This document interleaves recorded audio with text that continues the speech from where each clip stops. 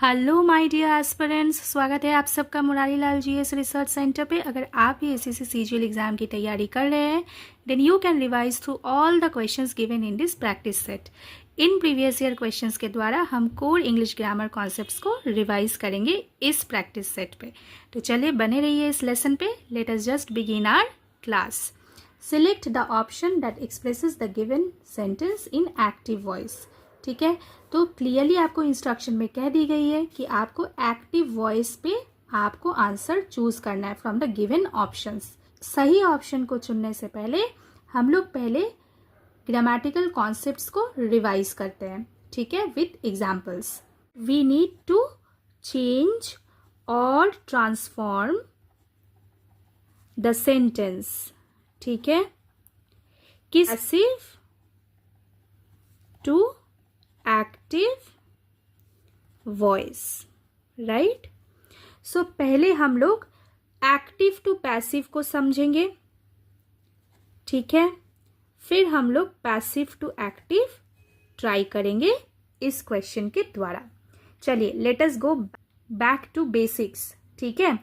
आप मान लीजिए कि आपको एक क्वेश्चन दे दिया गया, ठीक है, he was doing the work, ठीक है, कि यहाँ पे जो वर्ब है ये वर्ब है, वर्ब के साथ आईएनजी फॉर्म है, राइट। तो जब कभी भी आईएनजी फॉर्म होती है तो ये हमें क्या याद दिलाती है? Continuous tense, right. अब कंटिन्यूअस टेंस है तो वो पास्ट है या प्रेजेंट है, ये हम देखो यहाँ पे बी वर्ब जो है ना, ये बी वर्ब बता रही है कि ये पास्ट कंटिन्यूअस टेंस है, ठीक है, clear. This is subject of active, this is object of active. अब इसे हम लोग जब पैसिव पे चेंज करेंगे we will simply follow the rule of active to passive, ठीक है। जो एक्टिव का ऑब्जेक्ट है पैसिव में वही सब्जेक्ट बनना है, राइट, द वर्क, क्लियर। अब the work indicate what? More than one और वन सिंगल, ठीक है। The work was, clear. अब देखिए यहाँ पे जो आईएनजी है इसका जो टू बी फॉर्म है वो BEING है, ठीक है, इसे अप्लाई कर लेंगे, क्लियर। अब डू से अपना V3 फॉर्म क्या बनती है? देखो डू अगर V1 फॉर्म है तो डिड हुआ V2 फॉर्म और V3 फॉर्म है डन, क्लियर। तो यहाँ पे V3 फॉर्म अपना होगा done. The work was being done by whom, ही से बन रहा है अपना हिम, क्लियर। ही से क्या बना? हिम। अब मान के चलिए आपको पैसिव से एक्टिव वॉइस पे चलना है, ठीक है। द वर्क, चलिए और एक क्वेश्चन लेते हैं, was being done by them, ठीक है। मान के चलिए ये आपका क्वेश्चन है, ठीक है, और आपको एक्टिव पे ट्रांसफॉर्म करनी है, सीधी बात है। देखिए अब आपको क्या आइडिया लगाना है। आईएनजी फॉर्म अपना क्या है? कंटिन्यूअस फॉर्म बताती है। was और were इंडिकेट कर रही है पास्ट टेंस को, सो was being done past continuous passive form, clear. अब देखिए बाई पैसिव में अप्लाई करते हैं, तो बाई के बाद क्या है? देम है, इसे हमें एक्टिव का सब्जेक्ट बना देना है, ठीक है। सो देम से क्या बना? दे, ठीक है। They imply what? More than one, so where, clear, absolutely. इस बीइंग को हम लोग चेंज करके डू के साथ ING को अप्लाई कर देंगे, ठीक है, मतलब V1 plus ING, clear. They were doing the work, ठीक है। पैसिव का जो सब्जेक्ट है एक्टिव में वही क्या बन जाती है? ऑब्जेक्ट, ठीक है। I hope this is absolutely clear. They were doing the work. समझने वाली बात यह है और याद रखने वाली बात यह है कि जब कभी भी हम लोग पास्ट कंटिन्यूअस टेंस का एक्टिव एंड पैसिव करने की कोशिश करते हैं तब हम सिंपली क्या करते हैं, देखो सबसे पहले तो सब्जेक्ट बन गया, फिर उसके हिसाब से वाज और वेयर को अप्लाई करते हैं, फिर इस आईएनजी को हटाने के लिए बीईआईएनजी बीइंग का एप्लीकेशन करते हैं, एंड डू का जो थर्ड फॉर्म है that is done, we apply that. Clear? तो ठीक वैसे ही अगर पैसिव में ये दे दिया जाए तो एक्टिव करते वक्त हमें क्या याद रखना है कि इस बीइंग को हम अप्लाई नहीं करेंगे, ठीक है, इस बाई को भी हम लोग अप्लाई नहीं करेंगे, हम लोग सिंपली क्या करेंगे, और V3 फॉर्म को भी अप्लाई नहीं करेंगे। तब हम लोग सिंपली क्या करेंगे, जो पैसिव का ऑब्जेक्ट है वही एक्टिव का सब्जेक्ट बन जाएगा, ठीक है। अकॉर्डिंगली हम लोग वाज और वेयर को अप्लाई करेंगे और जो V3 है इसका V1 हो जाएगा और साथ ही साथ बीइंग से ING हो जाएगा, ठीक है। द वर्क मतलब पैसिव में जो सब्जेक्ट है वही यहाँ पे एक्टिव में ऑब्जेक्ट बन जाती है। क्लियर? अब एग्जाम्पल्स के थ्रू समझने के बाद चलिए इस क्वेश्चन को पढ़ लेते हैं। The wounded man was being helped by a few main. So this is the question given here and this is in passive voice, ठीक है, this is in passive voice. अब आपको करनी क्या है, इस पैसिव वॉइस से आपको एक्टिव वॉइस पे चेंज करनी है, ठीक है, इस पैसिव वॉइस से आपको एक्टिव वॉइस पे चेंज करनी है as per the given instruction. Okay, clear? तो चलिए देख लेते हैं कॉन्सेप्ट के द्वारा। The wounded man, this is the subject here, okay, was being helped by a few men, ठीक है। सो पैसिव वॉइस फॉर्म में जो भी ऑब्जेक्ट होगी वही एक्टिव वॉइस फॉर्म में क्या होगी, सब्जेक्ट, राइट। तो यहाँ पे क्या होना है, अ few main is the subject, ठीक है, clear. A few main, now few main indicating what, more than one man, right. तो इसीलिए यहाँ पे क्या होना है, बी वर्ड वेयर, क्लियर। अब यहाँ पे देखिए हमें क्या लेना है, बीइंग तो नहीं लेना है, तो हमें इसका ING लेना है, ठीक है, क्लियर। सो V1 के साथ ING लेंगे, यहाँ पे V1 क्या होगी, हेल्प, सो हेल्प से helping, clear. A few men were helping whom, the wounded man, ठीक है। पैसिव वॉइस फॉर्म पे जो भी सब्जेक्ट होगी वही एक्टिव वॉइस फॉर्म पे क्या होगी, ऑब्जेक्ट, क्लियर। चलिए ऑप्शन पे देख लेते हैं। A few men were helping the wounded man. So this is the correct answer. Clear? As per the given question. Select the sentence with appropriate use of preposition. ठीक है, तो आपको appropriate use of preposition मतलब preposition को appropriately use करते हुए सही उत्तर को चूज करना है, ठीक है। अब देख लेते हैं। By means of rope ladders, they scaled the wall. Along with means of rope ladders, they scaled the wall.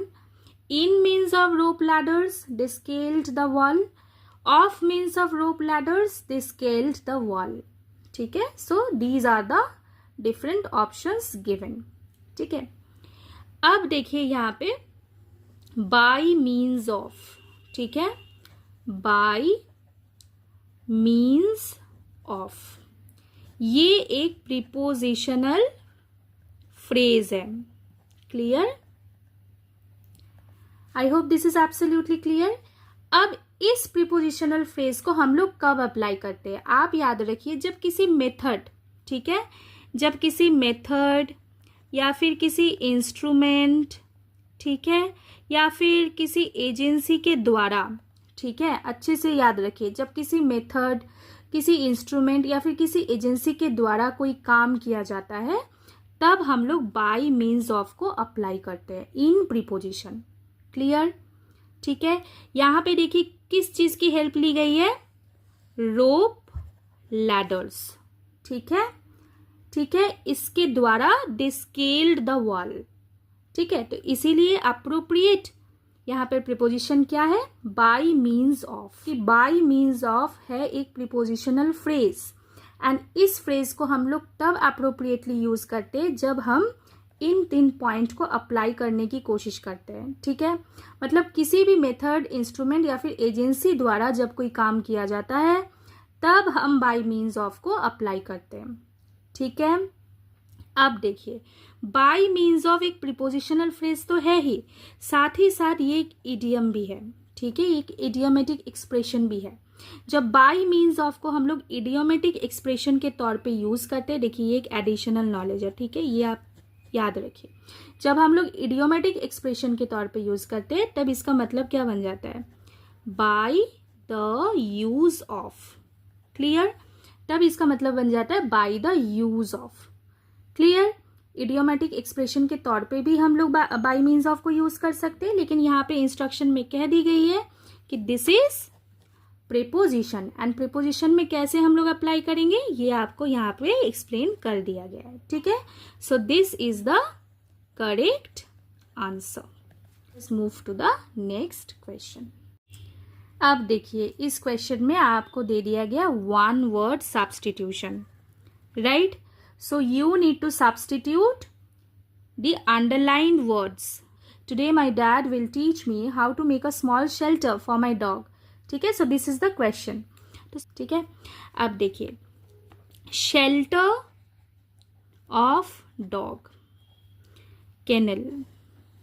So this is the correct answer. Why? Because burrow is the shelter of rabbit. Okay, and shed is the shelter of cow. Select the most appropriate synonym of the given word exaltation. So this is the given word. What you need to do, आपको क्या करना है, आपको इसका synonym find out करना है। synonym मतलब similar words, ठीक है, from the given options, clear. तो इसके लिए मतलब भी तो पता होना जरूरी है कि एग्जॉल्टेशन का क्या मतलब है। एग्जॉल्टेशन का मतलब है ग्लोरिफिकेशन, ठीक है, a strong sense of wellbeing, a strong sense of power, importance, Joy, happiness, ये एग्जॉल्टेशन का मतलब है, ठीक है। तो देखिए, एग्जॉल्टेशन अगर जॉय से रिलेटेड है, हैप्पीनेस से रिलेटेड है, या फिर a strong sense of wellbeing, power and importance, तो डिजेक्शन तो किसी भी तरीके से नहीं होगी, क्योंकि डिजेक्शन का मतलब क्या है, सैडनेस, ठीक है। तो ये तो होना नहीं चाहिए, क्योंकि आपको तो सिमिलर वर्ड फाइंड आउट करना है, ठीक है। अगर this is related to joy या फिर स्ट्रॉन्ग सेंस ऑफ वेलबींग, ठीक है, या फिर वेलबींग के साथ मैंने क्या कहा, पावर, ठीक है, या फिर इम्पोर्टेंस, तो ये तो ग्लोरिफिकेशन, तो ये तो नहीं जाना चाहिए डिजेक्शन के साथ, तो सिनोनिम तो डिजेक्शन नहीं हो रही है, ठीक है, क्रॉस कर देते हैं। अब देखो, एक है इलैबोरेशन, एक है सैटिस्फैक्शन एंड एक है स्टेसी, ठीक है। तो देखो, इलैबोरेट करना मतलब क्या है, इलैबोरेशन वर्ड किस वर्ड से आया है, टू इलैबोरेट। तो इलैबोरेट का क्या मतलब है, जब process of going from simple to advance, तो उसे हम लोग इलैबोरेशन कहते हैं, ठीक है। Process of going from simple to advance, तो उसे हम लोग एलाबोरेशन कहते हैं, ठीक है। तो ये भी होना नहीं चाहिए, क्रॉस हो गया। अब आपको कंफ्यूजन होगी एस्टेसी या फिर सेटिस्फैक्शन में, ठीक है। कोई सोचेंगे कि भाई खुशी मिलती है तो सेटिस्फैक्शन मिलती है तो इसे कर देना चाहिए, नहीं, that will be absolutely wrong, ठीक है। क्योंकि सेटिस्फैक्शन मीन्स, सेटिस्फैक्शन तो भाई एक अपना इफेक्ट हो जा रहा है ना, मतलब जब आप बहुत खुश हुए, ठीक है, तो उसका इफेक्ट क्या है, आप सेटिस्फाइड हो रहे हो, तो सेटिस्फैक्शन नहीं होगा। एस्टेसी, एस्टेसी मीन्स व्हाट, जॉय, हैप्पीनेस, ठीक है, एस्टेसी मीन्स जॉय, हैप्पीनेस, ठीक है। एलेशन, एलेशन का क्या मतलब है, ओवरवेलमिंग प्लेजरेबल इमोशन, ओवरवेलमिंग, ठीक है, प्लेजरेबल, ठीक है, इमोशन, तो दैट इज कॉल्ड इलेशन, ठीक है। So ecstasy is our correct answer to the word given, that is exaltation, clear. चलो, अगर वीडियो अच्छा लगे तो लाइक करो, शेयर करो, चैनल पे नए हो तो Murari Lal GS research centre को सब्सक्राइब करना एंड बेल आइकन को हिट करना बिल्कुल भी मत भूलना। नेक्स्ट क्वेश्चन को पढ़ते हैं अब। Technology plays an indispensable role in the lives of human beings in the 21st century. Question है, इंस्ट्रक्शन क्या बता रही है, एप्रोप्रिएट एंटोनिम को फाइंड आउट करना है, ठीक है, of the underlined word. Underlined word here is indispensable, ठीक है। अब देखिए इंडिस्पेंसिबल का क्या मतलब है, anything that is very crucial, very vital, ठीक है, एब्सोल्युटली एसेंशियल, मतलब इसके बिना तो हो ही नहीं सकता, ठीक है, we can not think of without this.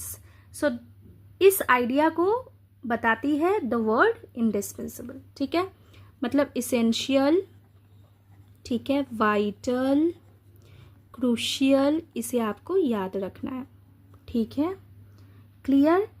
अब आपको क्या फाइंड आउट करना है, इसका एंटोनिम, राइट, मतलब ऑपोजिट। अब कुछ भी जो बहुत एसेंशियल है इसका ऑपोजिट क्या होगा, अनएसेंशियल, राइट। इसका ऑपोजिट इन जनरल क्या होना चाहिए, इन जनरल इंडिस्पेंसिबल का ऑपोजिट क्या होना चाहिए, क्या बताओ, अनएसेंशियल, ठीक है, एसेंशियल है इससे अनएसेंशियल कर दिए, अनएसेंशियल, अननेसेसरी, ठीक है, क्लियर, नीडलेस, जरूरत की ही नहीं, कुछ ऐसा ही आइडिया बताएगी एंटोनिम, राइट। तो हमें दिए गए 4 ऑप्शन में से देखना है कि इस आइडिया को, ठीक है, ऑपोजिट वाले आइडिया को कौन सा वर्ड रेफर मतलब मीन कर रहा है, ठीक है। तो देखो एक है सुपरफ्लस, रिलेंटलेस, विजिलेंट एंड अनप्रेसिडेंटेड, ठीक है। अनप्रेसिडेंटेड का क्या मतलब है, अनप्रेसिडेंटेड का मतलब है नॉट एक्सपीरियंस्ड बिफोर, ठीक है, not experienced before, clear. Vigilant मतलब क्या, वॉचफुल, नजर गड़ा के आप बैठे हैं, विजिलेंट, ठीक है, watchful, careful, you are careful about something, vigilant. Relentless का क्या मतलब है, मतलब you are continuing any work without any interruption, ठीक है। इंटरप्ट का क्या मतलब है, पॉज कर देना, रोक देना, ठीक है। विदाउट एनी इंटरप्शन का क्या मतलब है, कोई रुकावट नहीं, ठीक है। सो कोई भी ऐसा वर्क जिसे आप कंटिन्यू किए जा रहे, कोई रुकावट नहीं है बीच में, ठीक है, विदाउट एनी इंटरप्शन, तो इसे हम लोग रिलेंटलेस कहते हैं। अब एक वर्ड देखिए सुपरफ्लस। सुपरफ्लस का क्या मतलब है पता है, more than what is needed, मतलब जरूरत से ज्यादा। और यहाँ पे इंडिस्पेंसिबल का क्या मतलब है, जो जरूरत है। तो जरूरत है भाई, तो जरूरत से ज्यादा आपको क्या दरकार है, जितना जरूरत है उतना ही, राइट। तो इसीलिए सुपरफ्लस देखिए यहाँ पे एंटोनिम बन जाएगी of the word indispensable, clear, ठीक है। Let us move to the next question. तो चलिए इस क्वेश्चन के साथ एप्रोप्रिएट वर्ड को चूज करते हैं। देखिए इंस्ट्रक्शन में क्या दिया गया, a sentence has been given with a blank to be filled with an appropriate word, clear. Choose the correct alternative, 4 alternative है, सही चूज करना है। बी इट अ चाट और a refreshing lemonade, lemon is the need of the hour in dash summers. एक clue तो दे ही दी गई है, समर, राइट। देखते हैं वर्ड्स को। Banging, banging means a loud noise, ठीक है। अब फ्रीजिंग कोल्ड होती है, हम लोग एक्सप्रेशन को यूज करते हैं ना कभी कभी, फ्रीजिंग कोल्ड, ठीक है। कभी कभी हम लोग वेदर को डिस्क्राइब करने के लिए या लोग डिस्क्राइब करने के लिए फ्रीजिंग कोल्ड एक्सप्रेशन को अप्लाई करते हैं, राइट। तो फ्रीजिंग समर तो होना नहीं चाहिए, तो बिल्कुल जक्सटापोज्ड हो जा रहा है, पूरा पूरा डिफरेंट हो जा रहा है। तो देखो यहाँ पे एक वर्ड है स्कॉर्चिंग, ठीक है, स्कॉर्चिंग, वेरी हॉट, ठीक है, and summer is hot, so both are connected, right. So इसका आंसर होना क्या चाहिए, scorching. So scorching is the correct answer, ठीक है। This is how we have chosen this alternative. Alleviating का क्या मतलब है, एलिविएट वर्ड से एलिविएटिंग वर्ड बना है, ठीक है। तो टू एलिविएट मतलब what, to mitigate, to lessen, ठीक है। एलिविएटिंग वर्ड किस वर्ड से आया है, एलिविएट। सो एलिविएट का क्या मतलब है, टू मिटिगेट, टू लेसन, ठीक है, क्लियर। सो ये भी होना नहीं चाहिए, So all these three options are wrong. Scorching is correct and most appropriate word for this particular blank. Okay. Next question पे जाने से पहले मैं आप सबसे कहना चाहूँगी कि अगर आपको कुछ भी वैल्यू पॉइंट मिल रही है इन प्रैक्टिस सेट से तो लाइक करें, शेयर करें. चैनल पे नए हैं तो चैनल को सब्सक्राइब करें to get more lessons, more practice questions here. तो चलिए, ऑलरेडी हम लोगों ने active and passive voice, prepositions, synonym, antonyms, appropriate words, काफ़ी सारे टॉपिक को रिवाइज कर चुके हैं. तो एक अंत में पैसेज तो बनता है. ठीक है, तो देखिए यहाँ पे आपको करना क्या है as per the instruction given. देखिए, in the following passage some words have been deleted. First point, passage को केयरफुली आपको पढ़ना है. Read the passage carefully. Second point, select the most appropriate option to fill in each blank. Blank. Memory loss with ageing is dash a natural and normal dash.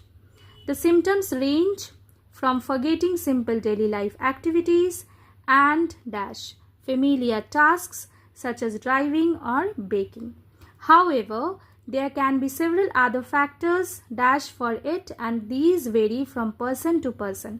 Memory loss can be dash or total depending upon the condition. ठीक है, तो देखिए overall एक हम लोगों ने read कर ली है. अब चलिए क्वेश्चन को देखते हैं. Consider, denied, regard and considered. These are the four options. Memory loss with aging is dash a natural and normal dash. ये हमारा पहला दो क्वेश्चन है. क्वेश्चन नंबर 2 को देख लेते हैं. Trial, type, method and process. अब तो जब what people think of something, what people think of something, तो इसके लिए हम लोग अप्लाई करते हैं द वर्ड कंसिडर. ठीक है, इस वर्ड को अप्लाई करते हैं. लेकिन यहाँ पे देखिए एक बी वर्ब है. आपको दिखा, आपको दिख रहा है यहाँ पे एक बी वर्ब है. तो लोग मान रहे हैं ना, तो memory loss with ageing is considered. Considered क्या होती है? Considered is the V3 form of consider. ठीक है, तो यहाँ पे कंसिडर दे के भी आपको कंफ्यूज किया गया, लेकिन आपको देखना है हर एक वर्ड को. देखिए डैश के पहले क्या है? इज है, तो ये पैसिव इंप्लाई कर रही है. तो memory loss with ageing is considered by whom? By people, right, by people. तो इसीलिए इसको कंसिडर्ड करना है. So this is the correct answer. ठीक है, अदरवाइज कंसिडर भी हो सकता था. ठीक है, तो memory loss with ageing is considered a natural and normal what? Natural and normal method? No, method तो होना नहीं चाहिए. क्यों नहीं होना चाहिए? मेथड मतलब क्या? विधि, way of doing something, right. Trial भी नहीं होना चाहिए. Trial means act of testing something. फिर क्या है? Type. Type means what? Kind, right. And process. Process means what? Series of changes happening naturally. Series of changes happen naturally.